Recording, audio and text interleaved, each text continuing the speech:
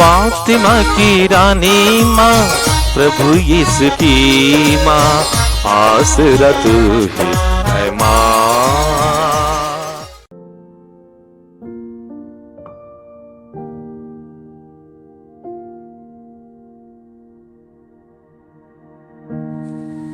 पहला पाठ निर्गमन ग्रंथ अध्याय 16 पद संख्याएं 2 से 4 और 12 से 15 तक। इसराइलियों का पूरा समुदाय मरुभूमि में मूसा और हारून के विरुद्ध भुनभुनाने लगा। इसराइलियों ने उनसे कहा, हम जिस समय मिस्र देश में मांस के हड्डियों के सामने बैठते थे और इच्छा भर रोटी खाते थे, यदि हम उस समय प्रभु के हाथ मर गए होते तो कितना अच्छा होता। आप हमको इसलिए इस मरुभूमि में ले आए हैं कि हम सब के सब भूखों मर जाएं।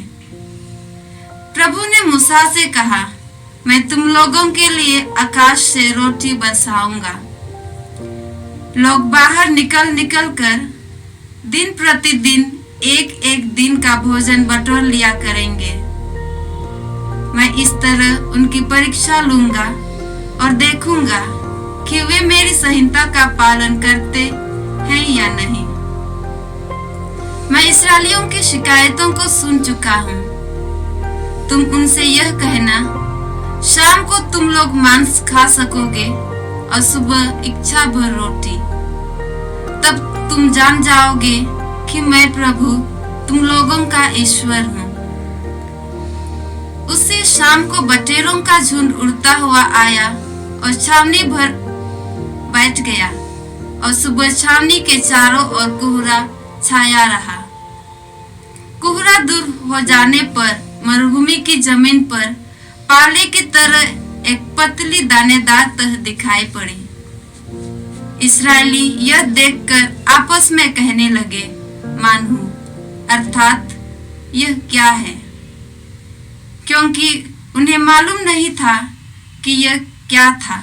मूसा ने उनसे कहा, यह वही रोटी है जो प्रभु तुम लोगों को खाने के लिए देता है। यह प्रभु की वाणी है। ईश्वर को धन्यवाद। भजन अनुवाक्य। प्रभु ने उन्हें स्वर्ग की रोटी दे दी। प्रभु ने उन्हें स्वर्ग की रोटी दे दी। प्रभु की महिमा, उसका सामर्थ्य और उसके किए हुए चमत्कार, यह हमने सुना और जान लिया है। हमारे पूर्वजों ने हमें बताया है। अनुवाक्य। प्रभु ने उन्हें स्वर्ग की रोटी दे दी। प्रभु ने उन्हें स्वर्ग की रोटी दे दी। प्रभु ने आकाश के बादलों को आदेश दिया। उसने आकाश के द्वार खोल दिए। उसने उनके भोजन के लिए मन्ना बरसाया और उन्हें स्वर्ग की रोटी दी। अनुवाक्य। प्रभु ने उन्हें स्वर्ग की रोटी दे दी। प्रभु ने उन्हें स्वर्ग की रोटी दे दी। मनुष्य ने स्वर्गदूतों की रोटी खाई। प्रभु ने उन्हें भरपूर भोजन दिया। वह उन्हें पवित्र देश तक ले चला, उस पर्वत तक जिसे उसके दाहिने हाथ ने जीता था। अनुवाक्य। प्रभु ने उन्हें स्वर्ग की रोटी दे दी। प्रभु ने उन्हें स्वर्ग की रोटी दे दी। दूसरा पाठ एफेसियों के नाम संत पौलुस का पत्र, अध्याय 4 पद संख्याएं 17, 20 से 24 तक। मैं आप लोगों से यह कहता हूँ और प्रभु के नाम पर यह अनुरोध करता हूँ कि आप अब से गैर यहूदियों जैसा आचरण नहीं करें, जो बेकार की बातों की चिंता किया करते हैं। आप लोगों को मसीह से ऐसी शिक्षा नहीं मिली है। यदि आप लोगों ने उनके विषय में सुना है और उस सच्चाई के अनुसार शिक्षा ग्रहण की है जो यीशु में प्रकट हुई है, तो आप लोगों को अपना पहला आचरण और पुराना स्वभाव त्याग देना चाहिए। क्योंकि वह बहकाने वाली दुर्वासनाओं के कारण बिगड़ता जा रहा है। आप लोग पूर्ण रूप से नवीन आध्यात्मिक विचारधारा अपनाएं और एक नवीन स्वभाव धारण करें जिसकी सृष्टि ईश्वर के अनुसार हुई है और जो धार्मिकता तथा सच्ची पवित्रता में व्यक्त होता है। यह प्रभु की वाणी है। ईश्वर को धन्यवाद। जय घोष। Hallelujah hallelujah. यदि कोई मुझे प्यार करेगा तो वह मेरी शिक्षा पर चलेगा। मेरा पिता उसे प्यार करेगा और हम उसके पास आकर उसमें निवास करेंगे। हालेलुया। प्रभु आप लोगों के साथ हो और आपकी आत्मा के साथ। यूहन्ना के अनुसार पवित्र सुसमाचार। हे प्रभु तेरी महिमा हो। अध्याय 6 पद संख्या 24 से 35 तक।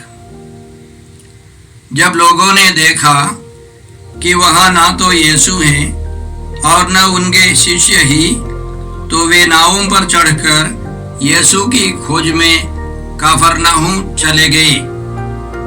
उन्होंने समुद्र पार किया और यीशु को वहां पाकर उनसे कहा, गुरुवर, आप यहाँ कब आए? यीशु ने उत्तर दिया, मैं तुम लोगों से कहे देता हूँ, तुम चमत्कार देखने के कारण मुझे नहीं खोजते, बल्कि इसलिए कि तुम रोटियां खाकर तृप्त हो गए हो। नश्वर भोजन के लिए नहीं, बल्कि उस भोजन के लिए परिश्रम करो जो अनंत जीवन तक बना रहता है और जिसे मानव पुत्र तुम्हें देगा, क्योंकि पिता परमेश्वर ने मानव पुत्र को यह अधिकार दिया है। लोगों ने उनसे कहा, ईश्वर की इच्छा पूरी करने के लिए हमें क्या करना चाहिए? यीशु ने उत्तर दिया, ईश्वर की इच्छा यह है, उसने जिसे भेजा है उसमें विश्वास करो। लोगों ने उनसे कहा, आप हमें कौन सा चमत्कार दिखा सकते हैं जिसे देखकर हम आप में विश्वास करें? आप क्या कर सकते हैं? हमारे पुरखों ने मरुभूमि में मन्ना खाया था, जैसा कि लिखा है, उसने खाने के लिए उन्हें स्वर्ग की रोटी दी। यीशु ने उत्तर दिया, मैं तुम लोगों से कहे देता हूँ, मूसा ने तुम्हें जो दिया था वह स्वर्ग की रोटी नहीं थी। मेरे पिता तुम्हें स्वर्ग की सच्ची रोटी देता है। ईश्वर की रोटी तो वह है जो स्वर्ग से उतरकर संसार को जीवन प्रदान करती है। लोगों ने यीशु से कहा, प्रभु, आप हमें सदा वही रोटी दिया करें।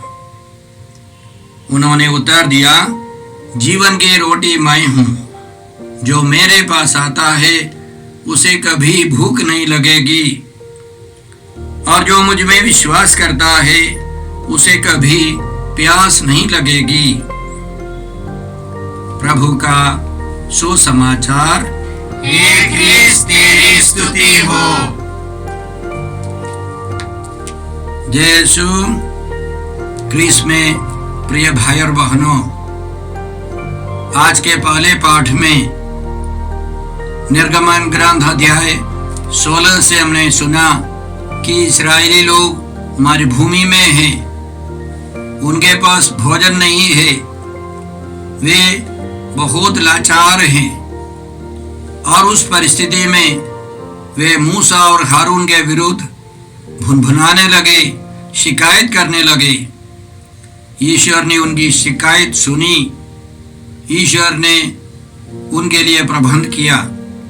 मूसा को बुलाकर ईश्वर ने समझाया कि वे लोग शाम को बटेरों का मांस खा सकते हैं। बटेरों का झुंड छावनी पर आकर बैठ जाएगा। उनको पकड़कर वे खा सकते हैं। और सुबह आसमान से एक विशेष रोटी गिरेगी, एक विशेष वस्तु, जिसको देखकर वो लोग बोलने लगे, माना हूँ यह क्या है। उन्होंने ऐसी रोटी कभी देखी नहीं थी, ऐसा भोजन कभी उन्होंने खाया नहीं था। इसके द्वारा ईश्वर क्या कहना चाहता है? ईश्वर हमारे लिए हर परिस्थिति में, विषम परिस्थिति में भी हमारे लिए प्रबंध करता है। ईश्वर हमको प्यार करता है। हम ईश्वर के विरुद्ध या ईश्वर के लोगों के विरुद्ध भुनभुनाने पर भी ईश्वर हमको प्यार करता है।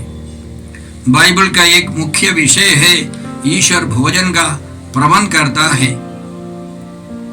उदाहरण के लिए उत्पत्ति ग्रंथ अध्याय 1 पद संख्या 29 में हम लोग इस प्रकार पढ़ते हैं, ईश्वर ने कहा, मैं तुमको पृथ्वी भर के बीज पैदा करने वाले सब पौधे और बीजदार फल देने वाले सब पेड़ देता हूं, वह तुम्हारा भोजन होगा। आदम हेवा को ईश्वर ने भोजन दिया, पेड़ पौधों से भोजन का प्रबंध किया। तब से हम देखते हैं जब इस्राएली लोग भूखे हैं, उनको भोजन देता है ईश्वर।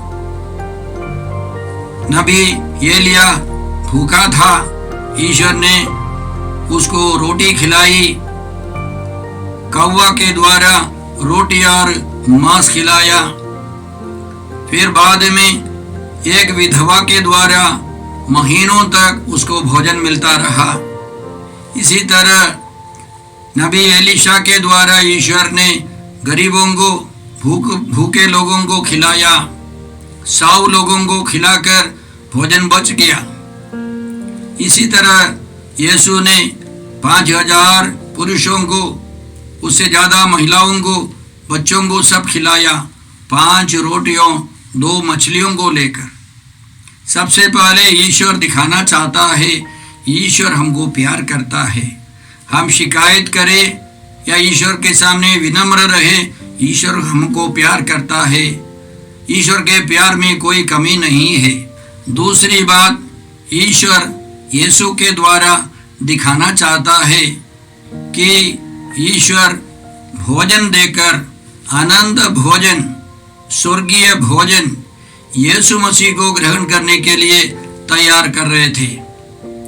इसलिए जो पुराने वर्षतान में हम लोग भोजन के बारे में सब सुनते हैं, वो सब यीशु में पूरा हो जाने वाले हैं। इसलिए आज के विषम परिस्थिति में हम लोग प्रभु पर भरोसा रखें, ईश्वर पर विश्वास रखें, ईश्वर को प्यार करें, ईश्वर से प्रार्थना करें। यह ईश्वर चाहता है। इस महामारी के समय 210 देशों के लोग परेशान हैं, विषम परिस्थिति में है। हम लोग ईश्वर को धन्यवाद देंगे, ईश्वर हमारे लिए प्रबंध करेगा। करीब एक साल पहले मैंने एक व्यक्ति से पूछा, इसको कोई खास आमदनी नहीं है, उसकी पत्नी कुछ काम करती है, वह काम भी छूट गया था। मैंने पूछा कैसे गुजारा हो रहा है, तो उसने कहा कि मैं अपने स्थानीय बिशप स्वामी से मिलने के लिए गया और उन्होंने मुझे 5000 रुपये दिए। इसी तरह चमत्कारी रूप से चल रहा है फादर। दूसरा एक व्यक्ति हमसे कहता है, 2.5 साल के बीच में मेरा कोई नहीं है, पत्नी और बच्चे सब छोड़कर भाग गए, मैं अकेला, लेकिन समय समय पर कोई न कोई आकर मेरे लिए भोजन का प्रबंध करता है। क्योंकि ईश्वर ने अनादिकाल से हमको प्यार किया है। नबियों के द्वारा ईश्वर ने वादा किया है, मैं अनंत काल से तुमको प्यार करता आया हूं, मेरी कृपा दृष्टि सदा तुम पर बनी रही है। इस विषम परिस्थिति में भी हम ईश्वर को धन्यवाद देकर इंतजार करें। देखिए इतनी जल्दी हमको वैक्सीनेशन मिला है। हमारे कई लोगों को, हमारे सहित अनेक लोगों को 2 बार वैक्सीनेशन मिला है, दवा मिली है। यह ईश्वर की कृपा है। हमारे वैज्ञानिकों को ईश्वर ने सद्बुद्धि दी है। यह ईश्वर का प्रबंध है, ईश्वर की कृपा है। हम धन्यवाद देकर आगे भी हर परिस्थिति में ईश्वर को धन्यवाद देकर प्रतीक्षा करें। आज के सुसमाचार में हमने सुना कि लोग यीशु की खोज में आए। उसके पहले, एक दिन पहले यीशु ने 5 रोटियों 2 मछलियों को बढ़ाकर 5000 पुरुषों को, शायद उससे ज्यादा महिलाओं और बच्चों को, कम से कम 12-13 हजार लोगों को खिलाया। और साथ साथ यीशु ने एक और चमत्कार दिखाया जो आम पब्लिक को, बहुत सारे लोगों को मालूम नहीं था। यीशु पानी पर चलकर आए और उनके शिष्यों के साथ नाव पर चढ़ गए। नाव में बैठते ही वे अपने लक्ष्य स्थान पर पहुंच गए। ऐसी परिस्थिति में दूसरे दिन वे लोग यीशु के पीछे गए, फिर से मुफ्त में रोटी खाने के लिए। तब यीशु ने उनको साधारण रोटी नहीं दी, स्वर्गीय वचन, आनंद भोजन के बारे में, स्वर्गीय भोजन के बारे में यीशु ने उनको सिखाया। सबसे पहले यीशु ने कहा, तुम लोग चमत्कार देखने के कारण मेरी खोज में नहीं आए हो। चमत्कार देखने के कारण, मुझ में विश्वास करने के कारण नहीं, लेकिन रोटी खाकर तृप्त हो गए हो। आज भी उसी तरह की रोटी चाहते हो। यीशु एक स्वर्गीय रोटी के बारे में समझाना चाहते थे। उसके अलावा यीशु ने कहा, नश्वर भोजन के लिए नहीं, उस भोजन के लिए परिश्रम करो जो अनंत जीवन तक ले चलता है। स्वर्गीय भोजन के लिए परिश्रम करो। हम जानते हैं, हम लोगों को रोटी, भात, साग, सब्जी सब चाहिए अपने जीवन को बरकरार रखने के लिए, लेकिन वह जीवन का लक्ष्य नहीं है। कई लोग भोजन के लिए जीते हैं, कई लोग सेक्स के लिए, लैंगिक वासनाओं की पूर्ति के लिए जीते हैं, या कई लोग इज्जत प्रतिष्ठा के लिए, कुर्सी के लिए, स्थान मान के लिए जीते हैं। यह सब नश्वर भोजन का हिस्सा है। कई लोग राजा महाराजा बनने के लिए, मंत्री प्रधानमंत्री बनने के लिए करोड़ों रुपये पानी के समान बहाते हैं। यह सब अस्थिर है, स्थायी भोजन नहीं है। यीशु अनंत जीवन देने वाले भोजन बनकर आए हैं। इसलिए यीशु उनको सिखाने लगे कि अनंत भोजन, अनश्वर भोजन वह स्वर्ग से उतरने वाली रोटी है, वह यीशु है। तो लोगों ने पूछा कि प्रभु हमको वह रोटी दिया करे। तो यीशु ने कहा, जीवन की रोटी मैं हूं। जो मेरे पास आता है उसे कभी भूख नहीं लगेगी। जो मुझ में विश्वास करता है उसे कभी प्यास नहीं लगेगी। इसका मतलब क्या है? वो खाना नहीं खाएगा? नहीं। वह व्यक्ति जो यीशु के पास जाता है, उसको पाप करने की जो भूख है, बुराई में फंसे रहने की जो प्यास है, वो सब समाप्त हो जाएगी। मुझे याद है, हमारे सेंटर में अनेक लोग आते हैं और उनको यीशु का वचन मिलने के बाद, नया दृष्टिकोण मिलने के बाद वे कहते हैं कि मैं बुरी बातों में, बुरी वासनाओं में फंसकर जीवन बिताता था, अब मुझे वो इच्छा नहीं है। एक आदमी कहता है, 20 साल पहले मैंने दारू पीना छोड़ दिया है, मुझे इच्छा नहीं है, उसमें कोई रुचि नहीं है, क्योंकि उनको अनंत भोजन प्रभु यीशु मिला है, जीवन की रोटी मिली है। एक महिला कहती है, मैं रविवार को बहुत पैसे खर्च कर अच्छा भोजन बनाकर दोस्त मित्रों को खिलाती थी। प्रभु के पास आने के बाद, वचन पढ़ने के बाद, परम प्रसाद योग्य रीति से ग्रहण करने के बाद वो बुराई सब छूट गई। उसमें रुचि नहीं है, इच्छा नहीं है। मैं उन दोस्त मित्रों को बुलाकर प्रार्थना करती हूँ, हम लोग एक साथ बाइबल पढ़ते हैं, बहुत अच्छा लगता है। इसके अलावा प्रभु ने समझाया कि ईश्वर की इच्छा यह है कि हम यीशु में विश्वास करें। जिसको ईश्वर ने इस दुनिया में भेजा है उसमें विश्वास करना है, यह ईश्वर की इच्छा है। अनेक लोग सोचते हैं कुछ अच्छा काम करने से, कुछ भलाई करने से ईश्वर खुश हो जाएगा। नहीं, हमें सबसे पहले यीशु में विश्वास करना है, यीशु पर भरोसा रखना है, यीशु को प्यार करना है, वही ईश्वर की इच्छा है। इसलिए संत पौलुस आज के दूसरे पाठ में एफेसियों के नाम पत्र अध्याय 4 में पद संख्याएं 17 से संत पौलुस हमको समझाते हैं, आप अपने पुराने स्वभाव को सब छोड़ दे। प्रभु यीशु को आपने ग्रहण किया है, धारण किया है, तो एक नई विचारधारा अपनाए, नया स्वभाव अपनाए, नई सृष्टि बन जाए। यह ईश्वर की योजना है, ईश्वर चाहता है। तो हम आज के सारे पाठों को ध्यान से देखेंगे। क्यों ईश्वर ने मरुभूमि में मन्ना खिलाया? क्यों ईश्वर ने मरुभूमि में बटेरों को खिलाया? क्यों ईश्वर ने एलिया नबी को भोजन खिलाया? वह सब यीशु में पूरा हुआ है। याद रखें, यीशु के जमाने के हर यहूदी को, वयस्क यहूदी को साल में 7 पर्व मनाना था।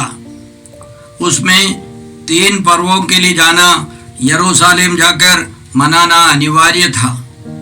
सबसे पहले महीने के 14वें दिन उनको सब यहूदियों को पास्का पर्व मनाना था, और दूसरे दिन बेखमीर रोटी का पर्व मनाना है, और तीसरे दिन प्रथम फलों का पर्व। और ये सब फसल का पर्व है। ईश्वर को धन्यवाद, ईश्वर से रिश्ता जोड़ने का पर्व है। और उसके बाद 50वां दिन पेंतेकोस्त पर्व मनाना है। तो ये सब पर्व यीशु में पूरा हो गया है। यीशु पास्का है, पास्का का मेमना है। कुरिन्थियों के नाम पहले पत्र अध्याय 5 पद संख्या 7 में संत पौलुस समझाते हैं, हमारा पास्का का मेमना यीशु मसीह है, उनकी बलि हो गई है। और हम लोग पढ़ते हैं उसी पत्र के 15वां अध्याय 20वां वचन, यीशु प्रथम फल है। जी उठने वाले, मृतकों में से जी उठने वाले सबसे पहले व्यक्ति प्रथम फल यीशु हैं। तो बेखमीरी रोटी के रूप में यीशु कब्र में थे। पास्का यीशु मसीह है, प्रथम फल यीशु मसीह है। और 50वां दिन यीशु ने अपने पवित्र आत्मा को सारे संसार पर, विशेष रूप से उनके शिष्यों पर, माता मरियम पर भेजा है, उतारा है। और कलीसिया का निर्माण शुरू हो गया, कलीसिया का विकास शुरू हो गया। एक नया सिस्टम, एक नई सृष्टि, एक नई मानवीयता शुरू हो गई है। और उसके बाद जो 3 पर्व है, तुरही का पर्व और मेल मिलाप का, प्रायश्चित का वो पर्व, और उसके बाद शिविर पर्व, ये सब आने वाले महान रहस्यों का पर्व है। और उसमें भी सब पापों को यीशु ने अपने ऊपर ले लिया है। और यीशु बलि बन गए हैं यरूशलेम टाउन के बाहर कलवारी पहाड़ पर। जैसे एक बकरे को मारकर उसका खून मंदिर में बलि वस्तुओं पर सब चढ़ाते थे, लोगों पर छिड़कते थे। एक बकरे को निर्जन स्थान में भेज देते थे, वह मरुभूमि में भटक कर मर जाता था। उसी तरह यीशु का पवित्र लहू बहाया गया। यीशु यरूशलेम मंदिर के बाहर गोलगोथा में कलवारी पहाड़ पर यीशु मरे। ये सब यीशु में पूरा हुआ है और हम प्रतीक्षा में है उस शिविर पर्व के लिए, जो स्वर्गीय रहस्य जहाँ हम लोग अनुभव करेंगे। तो इसलिए हम लोग आज के सारे वचनों को समझते हैं कि यीशु ही पास्का है, पास्का मेमना है, यीशु ही हमारी शांति है, यीशु ही हमारी बलि है, स्वर्गीय रोटी यीशु है। और इस संदर्भ में हम याद रखें, आदिम कलीसिया के विश्वासी गण प्रभु यीशु को पाते थे पवित्र यूकरिस्ट में, क्योंकि प्रभु यीशु ने अपने शिष्यों को अच्छी तरह समझाया था कि जिस तरह जीवन पिता ने मुझे भेजा है और पिता से मुझे जीवन मिलता है, उसी तरह जो मुझे खाता है उसको मुझसे जीवन मिलेगा।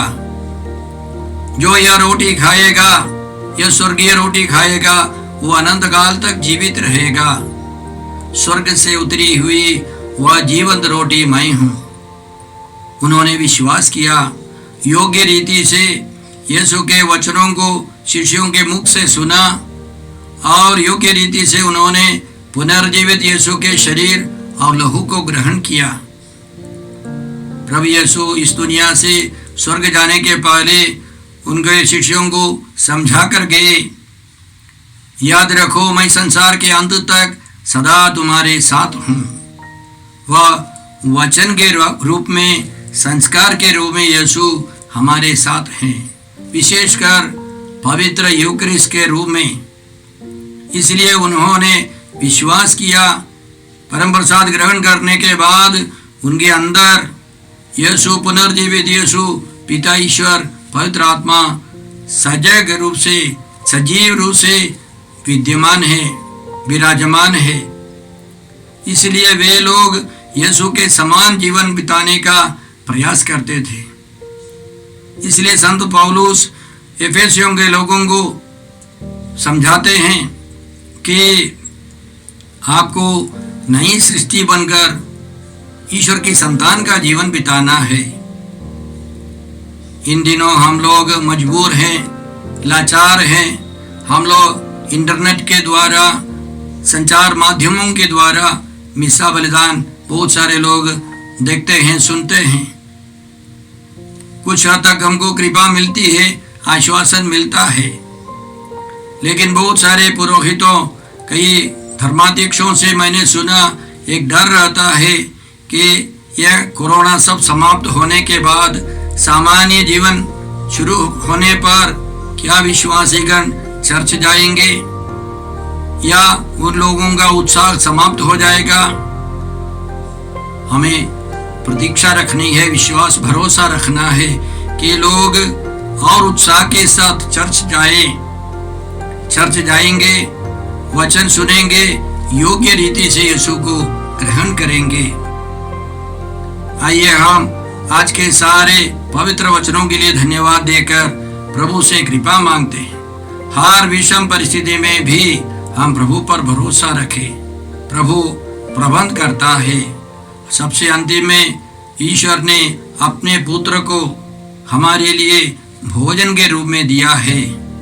तो जो पुराने व्यवस्था में जो भोजन के प्रबंध का मतलब, इस नए व्यवस्था में उसकी चरम सीमा है प्रभु यीशु को ग्रहण करना, प्रभु यीशु को अपनाना, यह ईश्वर की योजना है। आइए हम प्रार्थना करते हैं।